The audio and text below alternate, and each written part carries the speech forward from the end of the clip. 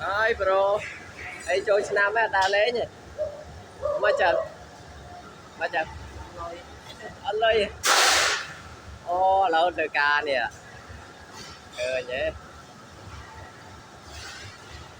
Chứ thầm ơi trai giờ quay đọc đây chơi snap miền người chân.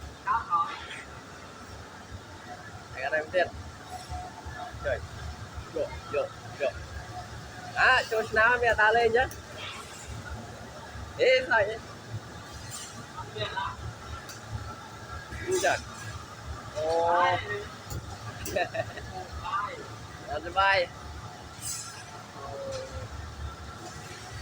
Rồi, chơi snap à. Lên.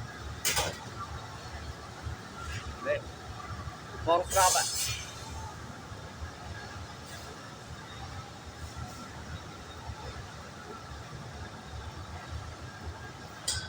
Bro nó trong khâu đau thương không?